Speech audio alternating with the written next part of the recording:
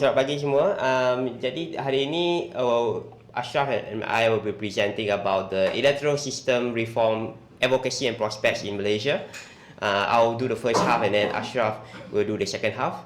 My colleague Ashraf has been the longest serving Bersih staff for 6 going to 7 years, and he will have plenty of experience to share. So that's why he's also co-presenting today. I'm aware that a lot of people in this room today and yesterday are mostly interested in Indonesia. So let's just focus on, taking the potential comparative lesson ataupun what we are trying to do in Malaysia, and let's just try to compare the journey between Perludem and Bersih. I think that will be very, insightful lesson, hopefully, cross-exchange knowledge between our two organizations. Okay, can I control this one? Okay. So, one thing that people have always said right now is electoral reform or electoral system reform even necessary in Malaysia right now? Because we have had multiple change of government. Everyone has been part of government. Every party has obtained power before.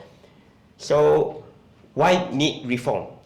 Our argument is elections becoming more competitive doesn't necessarily means elections are becoming fairer. It's not the same thing.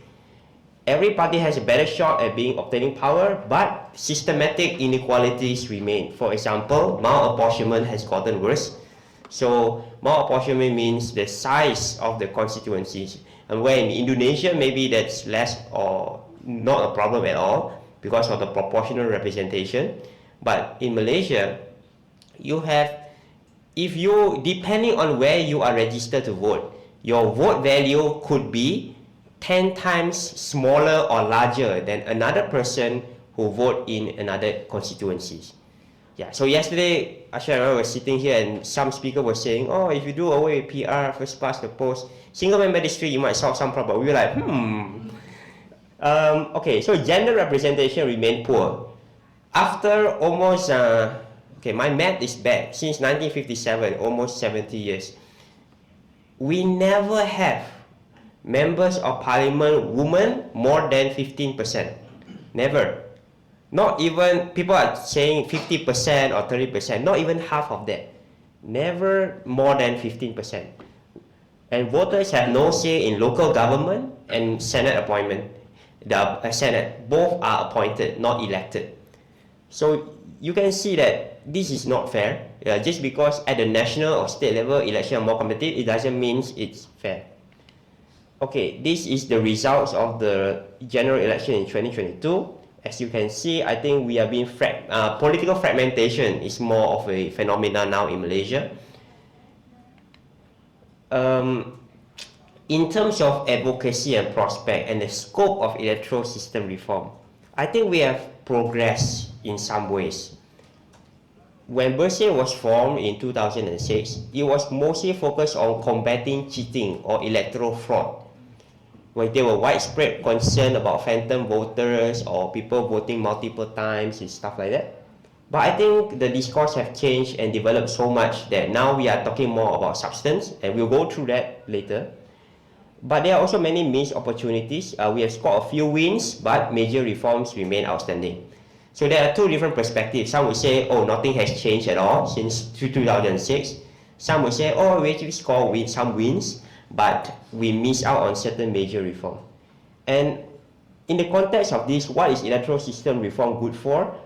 I think there are three objectives when we advocate for electoral reform, system reform in Malaysia. There are three objectives that we are trying to meet, but I'm aware they can conflict, they can compete, these three objectives.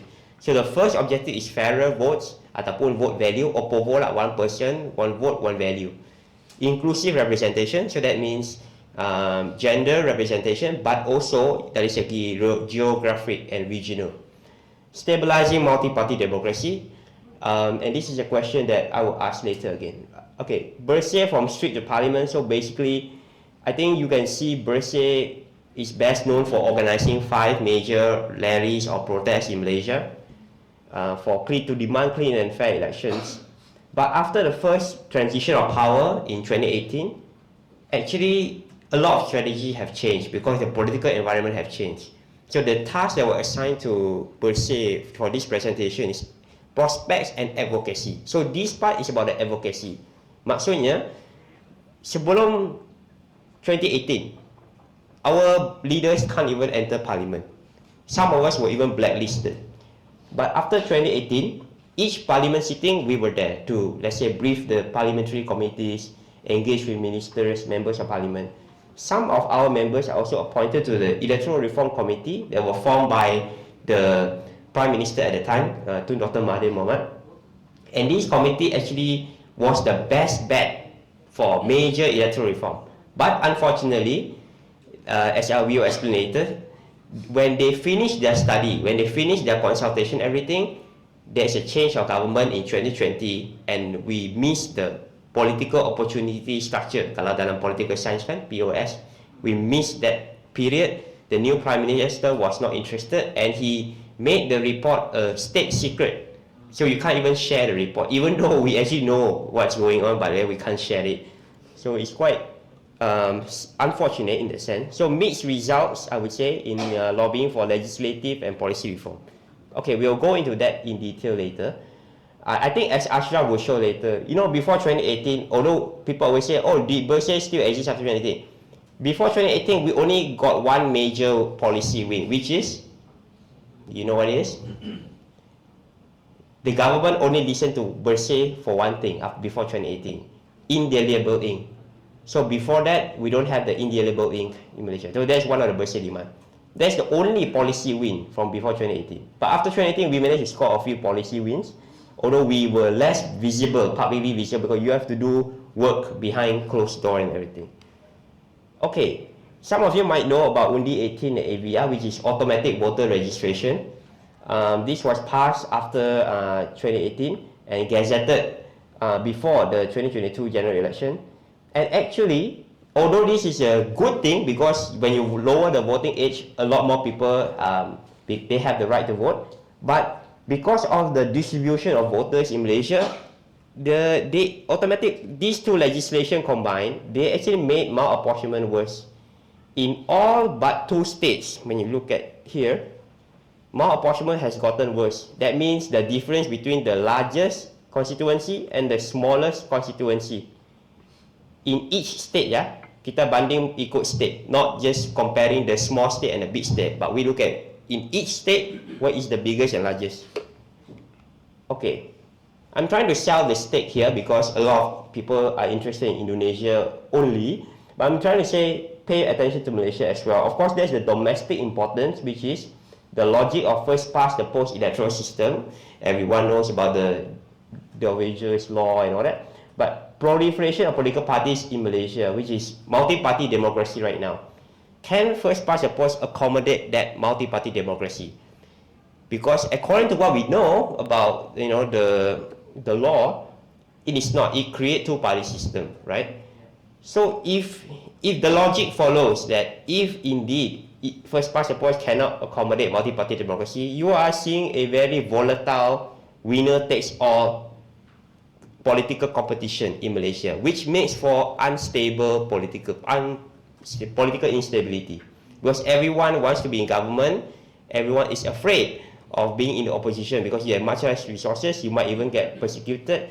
Sounds like our neighbors share some similarity here. Everyone don't want to be the opposition anymore here. Internationally, I would say there's two strategic importance of Malaysia's democratic transition, which is Southeast Asia lacked a successful democratization story in 30 years. The last successful democratic story is Indonesia. But of course, there are some regression here and there. But we look at what happened in Thailand and Myanmar. There were some hopes, but regression. So Malaysia is right now like kind of in a fluid environment. It's still vulnerable, but it has the potential to be the next democratization story. And of course, as a Muslim majority country as well, I think there's a lack of successful transition model, especially after Tunisia and Arab Spring. So it's worth paying attention to Malaysia in that sense because we lack that success story for some time. Okay, there are two broad categories that we are trying to cover here. We don't have to go into detail, I think, because of time, but we'll be happy to answer that later. So I'm just going to focus on the first one, which is electoral system reforms, and Ashraf will do the second one. Okay, electoral system reforms. I think one of the major things that we have been trying to do is trying to introduce proportional representation. And we are not talking about complete change from first past the post to PR. In fact, Ashraf and I were just talking. Actually, surprisingly, Bersih tak pernah release satu report khusus untuk electoral system. Because you were doing so many things, you are trying combating fraud and all that, you don't really pay specific attention to electoral system per se, but it's always there in our many recommendations. And in fact, I don't think we have developed one common house position. We are content with just tweaking the system here and there. So whether it's MMM, mixed member majoritarian, or mixed member proportional, actually at different times, Bersih have advocated for these two different positions. But I just want to share, like, remember the Electoral Reform Committee that I talked about? So it's quite a high-level committee formed by the Prime Minister. So it has that backup by the state, right, to do all this. And I think for the first 2 years after the transition, 2018 to 2020, Bersih key leaders were in the committee, and we spent a lot of time advocating for change. And this was our best bet for major electoral system. I think this part can be said publicly because this chair, he go and mention it to the media, so I guess it's not secret anymore. What this committee proposed is Parliament become proportional representation, subnational legislature, the state retain first past the post. So this was the recommendation by the committee. Of course, that is not Bersih's position, because when we joined the committee, there are so many different actors. They have to develop a consensus. Okay, like I explained earlier, we suffer from, in terms of bad timing. We put in a lot of effort and resources into the ERC, but by the time it completed its work, the Sheraton move happened, where the defection of several MP caused the government to collapse. The new leadership was not interested in electoral reform, and in fact the report became classified as state secret. Okay, prospect for change. Big change. Right now, Anwar Ibrahim's unity government is not interested in overhauling the electoral system. There might be room for incremental and experimental change, which I'll explain earlier. Okay, remember when I said that Bersih we don't put our eggs in all one basket. So this is the recommendation by the ERC, right? Actually, another idea that we are trying to macam inception plan in the political leaders' mind, and then they will think its own idea, which is fine. We just want to see the thing done. You can have potentially seat increase. Right now we have 222 seats in Parliament. Let's say you add 100 seats, and that 100 seats become for proportional representation. So you have a mixed system. I think actually we have heard from some inner circle that the political leadership is entertaining this idea as well. So we hope that we can continue to engage them on that. So that's one role of Bersih since 2018, which is to macam provide agenda setting atau thought leadership, right? Because these things, maybe they don't know that you have such option, mixed system. Because Malaysia 70 years, you only live in one system. So our job is to sell them ideas, and then if they're interested, we can provide them with more details. So, okay. When I say about incremental and experimental change, this is also about mengambil peluang, as Ashraf said, taking opportunities. Okay, for example, right now, there is a almost borderline separatist sentiment, but quite nationalistic, I would say, in Sarawak and Sabah, Borneo. Some groups, not all, they're trying to advocate for more rights for Borneo, right? And they want to have 1/3 seat in Parliament. Bersih's position is that is not the right thing because it will worsen malapportionment. Right now, Borneo, Sarawak, and Sabah, they have 17% of population, 17, but they have 24% of seats. If they get the demand that they want, which is 1/3 of the seat in Parliament, it will be double to 34%. Right? So it's not equal in terms, it's not proportional in terms of your seat number and your voter number. What Bersih and other NGOs such as Project Sama propose is they can have that for Senate. So if you are seeing the game that we are trying to play here, which is we actually want electoral reform at the Senate level, but we are tapping into a local grievance, which is the Sarawak and Sabah states, right? But we link it to electoral system reform. We say, okay, if you want your greater representation, let's have it at the upper house, which is Senate, currently unelected. So we say, let's elect them and reserve a certain portion for Sarawak Sabah. So you can have your veto power there. So that's one way of pushing for Senate election. Okay, another one is local election. And a few of us were discussing yesterday. There is one topic that completely was not mentioned in yesterday's, 10 hours of forum yesterday. What is the elephant in the room that was not mentioned? Anybody? No? Philippine specialist, do you sense something that was not mentioned yesterday? Maybe Indonesians, they don't feel it as much, but I don't know.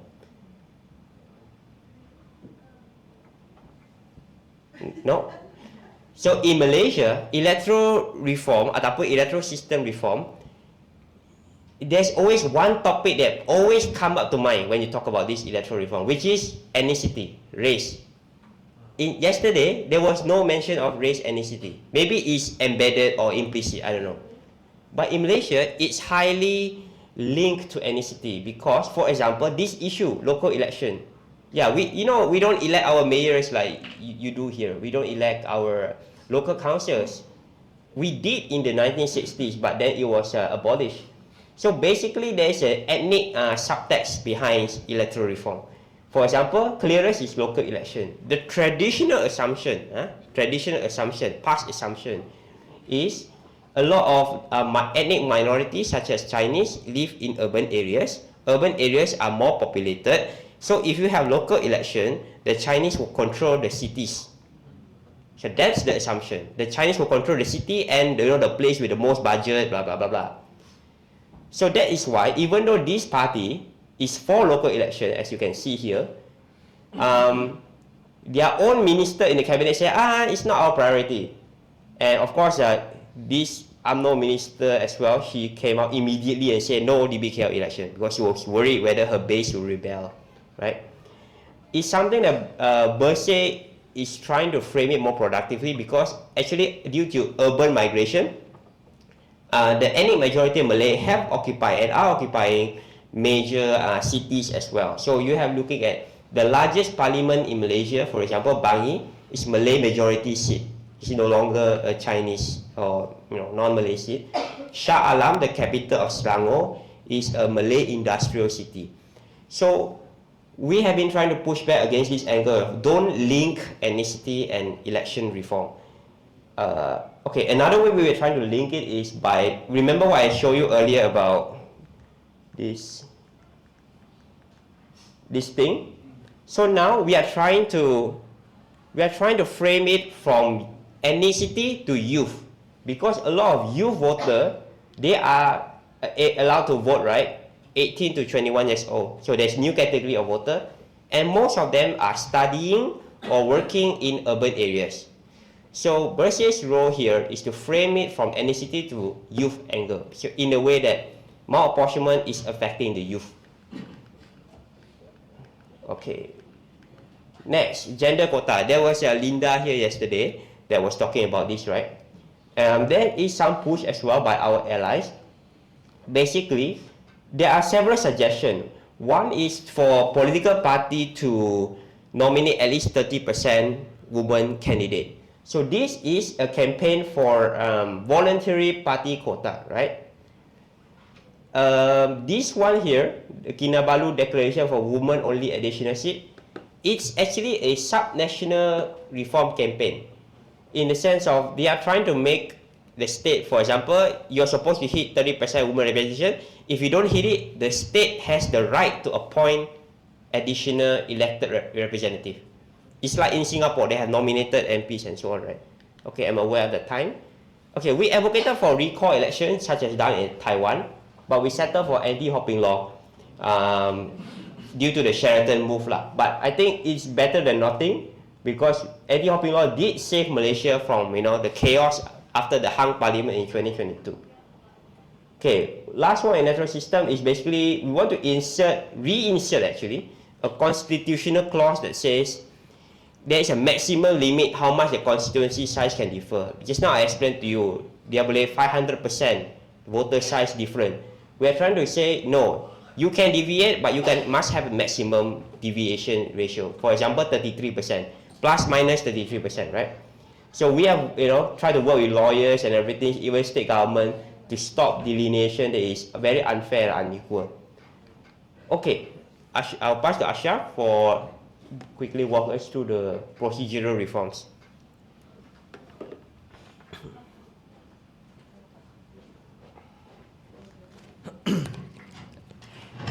Terima kasih Kok Hin. Thank you Kok Hin. Good morning to all. Selamat pagi semua. So I try to be brief also. I think my slides quite long, and I think some part of it are very technical. So I'm going to focus on electoral procedural reforms. So like Kok Hin said, before, why Bersih exists, or why the civil society established Bersih. Firstly, because we want to combat election fraud. So there are many issues regarding phantom voters. There are misuse of government resources during elections. There are rampant use of government resources during the elections. So these are the main issues that people can connect to, right? Phantom voters, people voting many times, and the federal government are using and announcing new projects like every election, just before elections, right? Even 2 or 3 days before the polling day. So that's why we are focusing on more technical procedural reforms. And also when Bersih are deliberating what policy that that we need to prioritize, that we need to focus on. So we are thinking we should pick, or we should prioritize a policy that can be agreed upon on all political spectrum. We are between the opposition and also between the government, and also a more lower hanging fruit of reforms, right? Yeah. So these are the procedural reforms that we are trying to advocate for. The first is the election laws. Lebih khususnya adalah the Election Officers Act, and then political financing, and also the election commission appointment process, and also lastly to improve our voting accessibility. Right? All right. So for election law reform, we are focusing on to amend the Election Officers Act. So we have 3 laws that govern the election in Malaysia. The first, of course, the Constitution. The second is the Election Act, and then the third is the Election Officers Act. So most of the campaign activities are under this Election Officers Act. But the Election Officers Act actually is very outdated. It was last amended in 2003, if I'm not mistaken. And it has very unclear, ambiguous definition on certain major offences. If you read the law, the act, for example, for the letter for the offences of corruption, it's like a very long paragraph of sentences, and the political parties or the candidates, I don't think they have never read letter by letter, right? So they are always giving money, giving foods during the elections, because the offences are not that clearly spelled out that this is wrong, and also that certain offences are not covered under the law. For example, we don't have any laws to prevent abuse of state resources, to prevent the government to use the incumbent to use the government machineries during elections. So what Bersih done is, under the Electoral Reform Committee that Kok Hin mentioned just now, so we engaged with almost all the major political parties in Malaysia for a period of 2 years. So we proposed amendment of the law, and we prepared the amendment for the Political Officers Act, the amendment bill, the Rang Undang-Undang, RUU. So some of the major reforms that we try to advocate is try to push is to introduce the new offences such as abuse of state resources. We want to make it a mandatory audit for election expenses. So now the candidates can spend in elections, and they will just submit a report that just under the maximum campaign expenditure. So we want them to audit their election expenses, and then submit to the election commission. And we push for for more power to the election commission. So our election commission is very toothless. They cannot even fine the offenders, beri hukuman denda kepada pelaku kesalahan pilihan raya.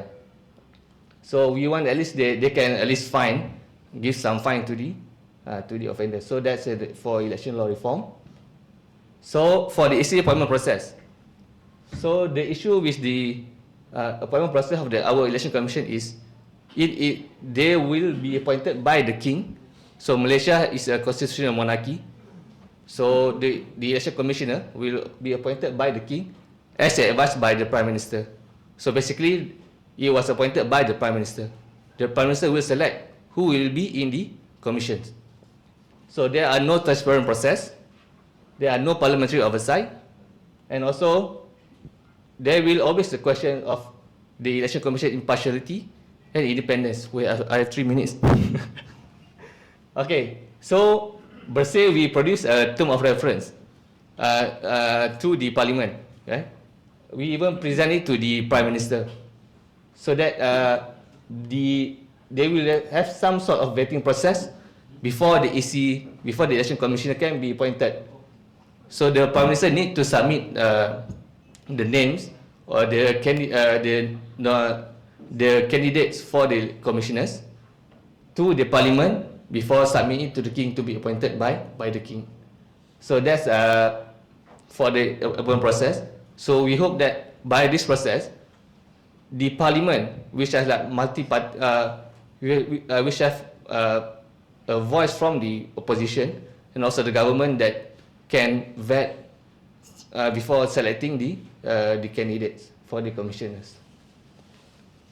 So we submit our memorandum to the prime minister just on February, bulan Februari of we call it reformasi 100%, right? Yeah, because he's the one that always melaungkan reformasi, right? So we submit the memorandum to him. Okay, to increase access to voting, we have many issues in voter accessibility. For example, we have many issues on postal voters. So there are very poor management of postal voting.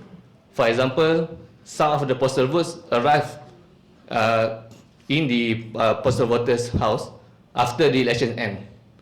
So that's the issue. So they are not entitled to vote because they cannot send their ballots back to Malaysia.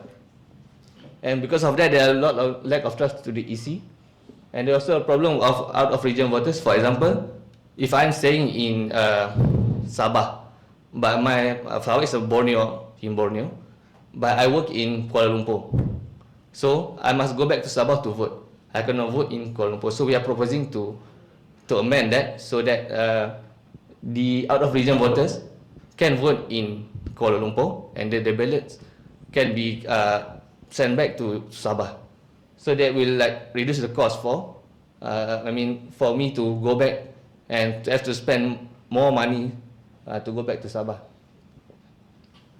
Okay, so advance voting is like we vote 3 days before, or 3 days before the real polling day. So it will memudahkan, right? Assisted the out-of-region voters because they won't have to go back and spend more money just to vote, right? All right. This is one of the incidents. Some of the incidents in regarding the postal voters issues. So Unipos belum diterima. This is 3 days before the elections, and they are staying in England, UK. So to transport back the ballot will take more than 3 days, right? And the election will end. All right. Next, I think this is final one, political financing.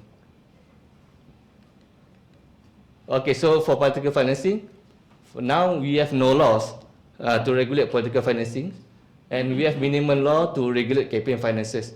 The only law that regulate campaign finances is in the Election Finances Act. That's only the act only stated the limit to spend in the elections. For example, for federal election, the campaign limit is 200,000 ringgit, probably 6 juta rupiah. Yeah, so there's only minimum law to regulate campaign finances. So what Bersih try to do is we try to build a network and finding allies in CSOs and also MPs to push for this. So we have to form an all-party parliamentary group, APPG, on political financing. So with this APPG, we are producing a proposed bill of law around undang-undang on political financing, which Kohin also part of the secretariat of the APPG. But of course, belum lagi. I mean, this is not a successful story. The bill is there, but it's not pushed back. It's not being tabled yet in the parliament. And also, I think government, also, the federal government also have their own version of political financing bill. So this is the APPG. We also meet some of the select committee in parliament on electoral reform. So this is to conclude my presentation and Kohin presentation. So after 2 decades, what have we achieved to fight for reforms? So some we have achieved, some we have only partially achieved, and there are more outstanding reforms for us to fight for. For example, after 2 major rallies in Kuala Lumpur, the government only implement indelible ink in GE13, not GE14. And then, of course, anti-hopping law. That's why these political parties across the spectrum are supporting this amendment because they are greatly affected by it. So we managed to have an anti-hopping law. And partially achieved that we have, after the GE14, we have a more inclusive election commissioners. Now, usually the election commissioners are from the public servants, right? But now we have a more inclusive, more diverse commissioners in the election commission. We have an activist as a commissioners. We have 2 academicians in the commission, so it's quite okay lah. And then we have managed to expand the postal voting. Before this, postal voters, Malaysian who resides in Thailand, in Kalimantan, in Singapore, they cannot vote by postal votes, but now they can in 2021. So there are more outstanding reform that yet to be, we yet to see the change, such as the mixed electoral system. We want a fair delineations. We want to reform appointments of the election commissions. We want political financing. These are all on the table, but yet to be implemented or being prioritized by the government. So far, there are no electoral reform usaha for electoral reform. Sorry, I cannot translate there. Usaha, sorry, Briza and Ona. Okay, so this is the lesson learned. So both because Bersih start as a political people movement, so we mobilize people on the streets, right? But after GE14, after the first transition of government, we see that both mass collective action and mobilization and high-level elite lobbying has its place in advocacy strategies. Sometimes we need it, people movement, people mobilization, but also sometimes we need to talk to all political parties, all the stakeholders. I mean, just for agenda setting and for thought leadership. You want to feed, you want to influence the agenda setting for the political reform in Malaysia. And also, we should maintain connections, build new political parties. If I'm not mistaken, Pak Jayadi yesterday, he said that probably we need an ally in DPR, right? I'm not sure how the situation in Indonesia, but because Bersih, before 2018, we fight with the opposition. So now the opposition in some of the opposition are in government now. Some of the opposition remain opposition. So we actually have friends in both of the spectrum of the political spectrum. And I mean, this is Kohin putting positive spins on ethnic framing. Kohin really knows how to sell things. Yeah, he's a best salesman in Bersih. So putting positive spins on ethnic framing and geographic and regional interest. So ethnic issues in Malaysia is like very important issues, very like fundamental issues. All things are like will be connected to the ethnic and also religion, yeah? Islam and Melayu. Alright, I think that's all from me. I mean, we can open to Q&A. Terima kasih ya.